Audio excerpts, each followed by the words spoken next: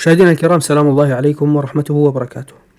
سبحان الله، كلما حاول ابن شمس الرد علي أو مجابهة ما أنشر أو ما أشارك أو حتى رد ما أنتقده، إما أن يقع في كذب، وإما أن يمسخر نفسه، وإما أن يقع في مهزلة صبيانية مثل هذه التي سترونها الآن، من أنه ينشر الكلام الذي أريد بدون أن أتعب نفسي أنا. فما أدري، يعني كمية الخذلان التي انصبت عليك ليست علامة لتراجع منهجك يا ابن شمس، لتراجع الحال الذي وصلت إليه. راجع نفسك، دعك مني أنا، قل بي ما شئت،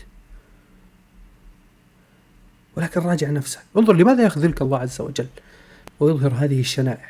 لماذا؟ راجع نفسك ولا تأخذك العزة بالإثم. اتق الله عز وجل، إن الله عز وجل سائلك. يعني عارف، لو أظهرت قولا منحرف تضرر به شخص أو شخصين لكانت مصيبة، فما بالك أنك تصر على نشر الانحراف عن منهج أهل السنة والجماعة على رؤوس الأشهاد عند مئات الآلاف من البشر.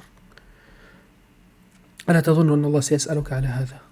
والمشكلة أن هذا المنهج الذي تحاول نشره بهذه الطريقة الخبيثة وبهذه التقية أنت تجبن عن مناقشته والمحاججة به أمام الناس.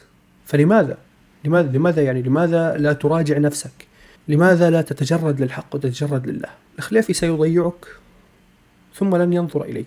أنت بالنسبة للخليفي جسر حقيقة، يعني وإن كانت من وراء قلبي، ولكن أسأل الله عز وجل أن يهديك. عموما، هو نشر هذا الفيديو، ليس هو وإنما لأحد صبيانه. نشر فيديو الأخ مكي، علق عليه الآن تعليق جيد.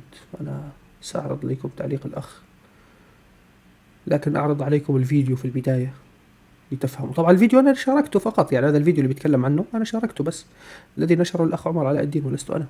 أنا شاركته، ولكن سبحان الله يا أخي، حتى مشاركاتي ما علينا. خلينا نسمع الفيديو. كثير من الخوارج وكثير من المتأثرين بفكر الخوارج اليوم يقول لك أنا لا أصلي خلف المبتدعة، لا أصلي خلف الأشعرية، لا أصلي خلف الصوفية، لا أصلي خلف الصوفية. من ذلك قول الخوارج بعدم الصلاة خلف المخالفين لهم وتقريرات أئمة الدعوة في إبطال قولهم.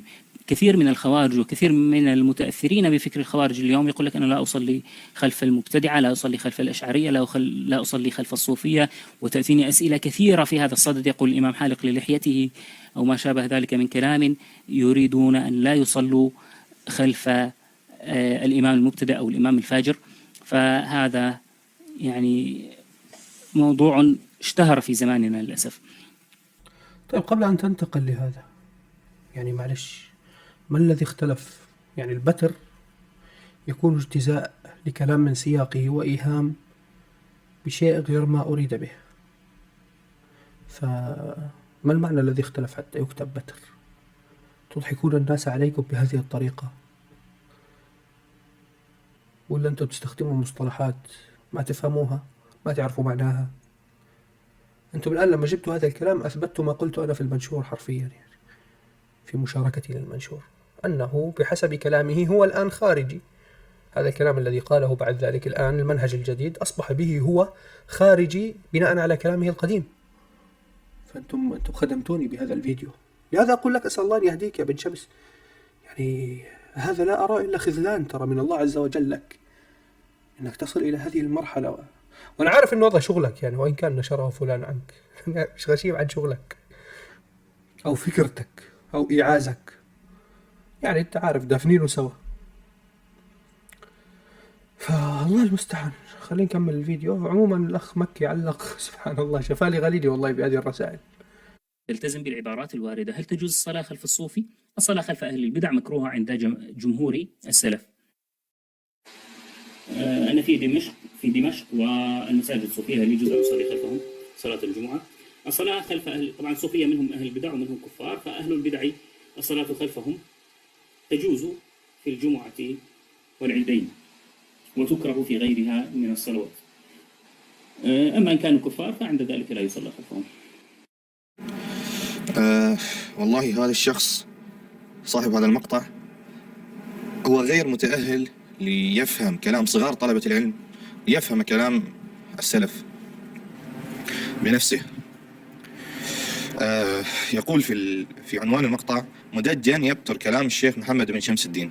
طيب، عندما جاء بتتمة المقطع الذي نشرته أنت، جاء بما يؤكد لا بما ينفي، جاء بما يؤكد ما نشرته أنت لا بما ينفيه. فلا مشكلة إذن من اقتصارك على هذه الجزئية التي نشرتها إن لم يكن فيها إحالة للمعنى. هذا أمر. فهو حقيقة يعني ربما يكون أصلا لا يفهم كلام شيخه. طيب لذلك اتهمك بالبتر. الأمر الآخر، شيخه لما تكلم في هذه المسألة الصلاة خلف المبتدع، هو وقتها في نفس هذا الاستوديو، طيب بنفس هذا الديكور، يعني كانوا يدافع عن الغزالي رحمه الله، طيب ولم يكن يكفره. تمام. فعندما تكلم عن الأشاعرة قال أن من يحرم الصلاة خلفهم هذا خارجي أو من أهل البدع. طيب لماذا؟ لأن من الخطأ تكفيرهم، وهو لم يكن على القول بتكفيرهم. فلما أراد أن يظهرك هذا الشخص بأنك دلست وكذبت على شيخه، جاء بكلام الله جديد لم ينطق فيه أصلا باللفظة هذه أشعرية أو أشاعرة. طيب أنت استدللت بأمر خارج موضع النقاش. كلامنا الآن عن الأشاعرة. وهو قال في نهاية المقطع الأخير الذي نشره له في مقطعه هذا، قال أما الصلاة خلف الكفار طيب فلا تجوز. طيب هنا السؤال، الأشاعرة من أهل البدع طيب الذين يجوز الصلاة خلفهم في الجمعة والعيدين، لأن هذا يجوز من معتقد أهل السنة أن الصلاة جائزة خلف كل بر وفاجر. طيب ولأن صلاتهم تصح لهم، طيب فبالتالي إمامتهم لغيرهم تصح. أم أن الأشاعرة من الكفار الذين لا تصح الصلاة خلفهم؟ هذا السؤال الآن.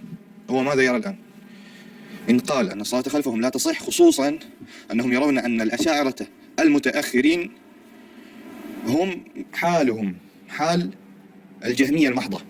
طيب لذلك تراه في تعليقاته ينافح ويقول الجهمية كفار، النصارى كفار، البوذيون كفار. فهو يقرن حالهم بحال الكفار الأصليين، فهو يرى كفرهم عينا. طيب أنهم كفار عينا كلهم. فيبقى الأمر الآن، هل هو يرى أن الأشاعرة من الكفار الذين لا تصح الصلاة خلفهم، أو من المبتدعة الذين تصح الصلاة خلفهم وتكره في غير الجمعة والعيدين؟ إن قال أنها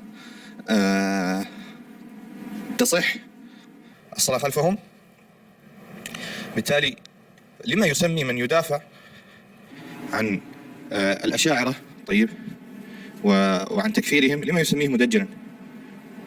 أليس هو يدافع عن قول معتبر؟ وإن قال لا، فهو كما ذكر هو بنفسه أن هذا من كلام الخوارج والمبتدعة، فيكون بذلك حكم على نفسه أنه كان خارجيا، أو أنه الآن خارجي ومبتدع. بس وأضيف نقطة أخيرة، أن اللي نشر هذا المقطع هذا يعني لو عنده، لو يستشعر على وجهه، ما كان نشر هذا المقطع. لأن شيخه يبدعه ويتهمه بأنه خارجي. طيب، ما صاحب هذا المقطع يقول أن الأشاعرة كفار، بالتالي لا تجوز الصلاة خلفهم، بالتالي ينزل عليه كلام شيخه في المقطع أن من ينهى عن الصلاة خلفهم خارجي أو مبتدع، بالتالي هو حكم على طلبته منهم هذا. ولا يمكنه أصلا أن يجمع بين القولين، بين قوله أن الأشاعرة، طيب، أن تكفير الأشاعرة قول سائغ، تمام، وبين ما في المقطع الأول أن من حرم أو نهى عن الصلاة خلفهم خارجي أو مبتدع. لا يمكنه الجمع بين هذا وهذا، لأن إذا كان تكفيرهم قولا سائغا فلما وصفت من ينهى عن الصلاة خلفهم ويحرم الصلاة خلفهم بأنه مبتدع أو خارجي؟ إذا كان تكفيرهم قولا سائغا فبالتالي المسألة خلافية، بالتالي لا إنكار في مسائل الخلاف، لكن الرجل لا يعقل ما يقول.